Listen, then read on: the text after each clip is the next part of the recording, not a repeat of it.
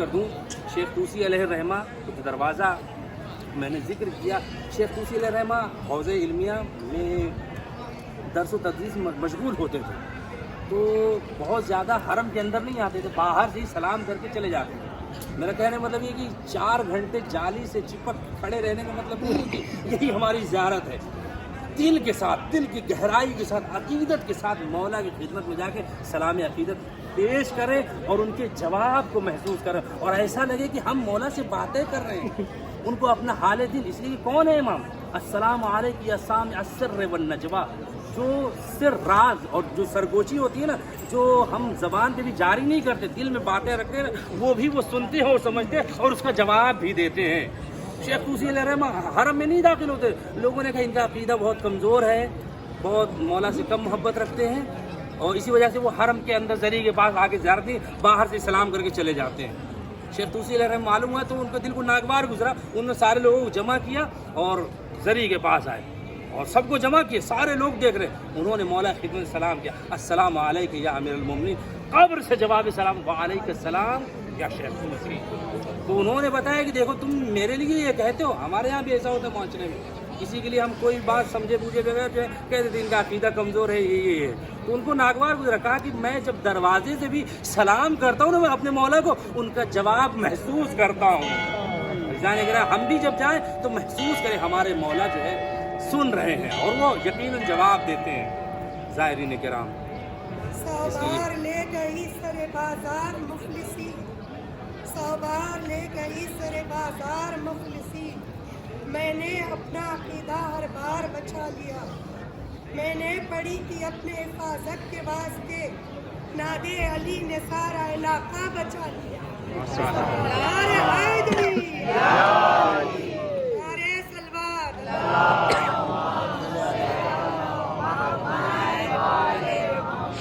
میں نے پڑھی تھی اپنی حفاظت کے واسطے، نادے علی نے سارا علاقہ بچا لیا۔ یقیناً امیر المومنین کا کرم ہے، ان کے نام کا یہ اثر ہے، ہم ان کی خدمت میں آج زیارت کے لیے آئے ہیں، سلام عقیدت پیش کرنے کے لیے آئے ہیں۔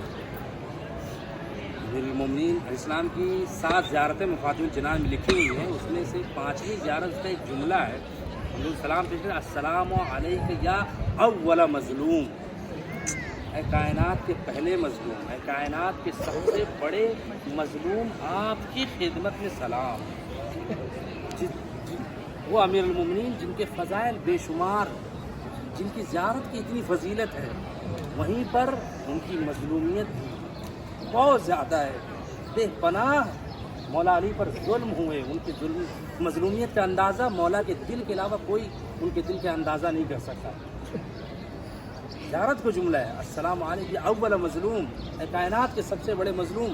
مسجد میں امیر المومنین تشریف فرما تھے، کچھ لوگ کھڑے ہوئے باتیں کر رہے تھے کہ کائنات کا سب سے بڑا مظلوم کون ہے، گفتگو ہو رہی تھی، کسی نے کہا کہ وہ باپ جس کے سامنے اس کے بیٹے کو قتل کر دیا جائے وہ سب سے بڑا مظلوم انسان ہے، کسی نے کہا وہ ماں ہے جس کا سارا مال و اسباب لوٹ دیا جائے، کسی نے پوچھا مولا علی آپ بتائیے کہ سب سے بڑا مظلوم انسان کون ہے؟ امیر المومنین نے فرمایا کہ سب سے بڑا مظلوم انسان وہ شخص ہے کہ اس کے سامنے اس کی زوجہ کو تماچے لگے اور وہ اتنا مجبور ہو کہ وہ کچھ کر نہ سکے۔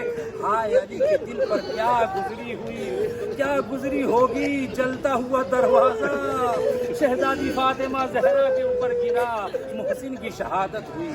جزاکم ربکم خیر الجزا، اللہ آپ کو کوئی غم نہ دے سوائے غم اہل بیت کے۔ زائرین کرام، آج 25 رجب ہے، بڑی غمناک تاریخ ہے۔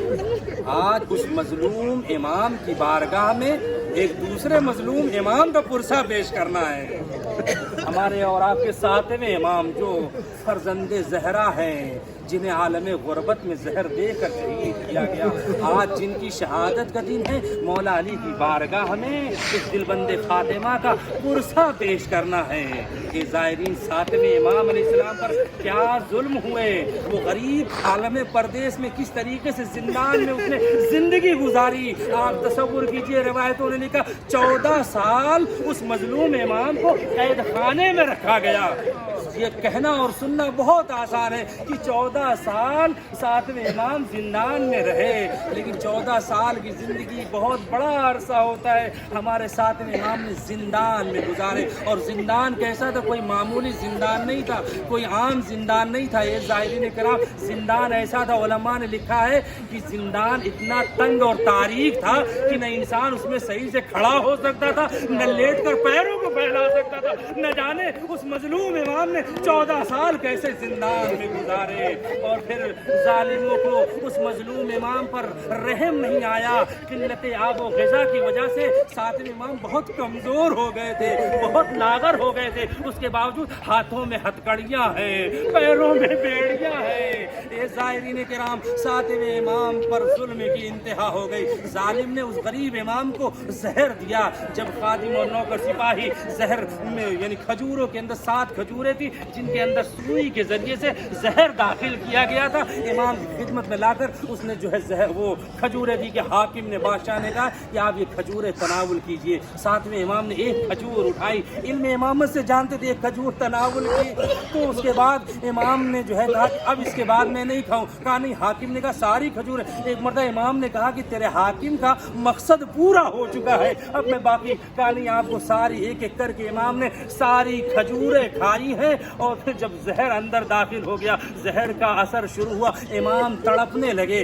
آپ زائرین کرام کربلا جائیں گے، مظلوم امام حسین کی خدمت میں سلام پیش کریں گے۔ ہمارا مظلوم امام 3 دن کا بھوکا پیاسا مارا گیا، نہایت پیاس کا کیا عالم تھا، لیکن اس امام کی بھی مظلومیت سنتے جائیے۔ آج مولا علی کی بارگاہ میں آپ کو پرسہ دینا ہے کہ یہ ہمارا مولا 7ویں امام ہمارے 3 دن تک زہر میں تڑپتے رہے، 3 دن تک زہر میں تڑپ۔ کہتے ہیں جب زہر انسان پی لے کر بہت زیادہ پیاس لگتی ہے، امام زندان میں ہے، گھر والے مدینے میں، کوئی پانی پلانے والا نہیں تھا۔ اے زائرین کرام، مولا کا ایک چاہنے والا امام سے ملنے کے لیے زندان میں آیا، داروغہ زندان۔ بس ایک روایت پیش کروں گا، اپنے آنسوؤں کو نہ روکیے گا۔ زائرین کرام، اللہ آپ کو اجر عظیم عطا فرمائے، شہزادی زہرا آپ کو اجر عظیم عطا فرمائے۔ امام کا چاہنے والا امام سے ملنے کے لیے آئے، داروغہ زندان نے منع کر دیا، کہا نہیں تم امام سے نہیں مل سکتے ہو۔ اس نے کہا میں درہم و دینار تجھے دیتا ہوں، میرے امام سے ملنے دے۔ کہا نہیں مل تو نہیں سکتے ہو، ہاں زندان کی پشت پر جاؤ، وہاں پر سوراخ ہے، وہاں سے اپنے امام کی حالت دیکھ لو، دیکھو کچھ باتیں نہ کرنا۔ ایک مرتبہ وہ زندان کی پشت پر آیا، سوراخ سے دیکھتا ہے، کیا دیکھتا ہے کہ ایک سفید پارچہ پڑا ہوا ہے۔ ایک مرتبہ غور سے دیکھتا ہے، پارچے میں حرکت ہو رہی ہے اور ایک آواز آ رہی ہے۔ 7ویں امام کی عبادت دیکھیے، زہر ملا ہے امام کو، لیکن عبادت کہہ رہے اے اللہ تیرا لاکھ لاکھ شکر ہے جو تو نے مجھے ایسی تنہائی نصیب فرمائی ہے، تیرا لاکھ لاکھ شکر ہے۔ اس نے جیسے دیکھا امام کی آواز کو سنا، السلام علیکہ یا ابن رسول اللہ، اے فرزند رسول میرا سلام قبول کیجئے۔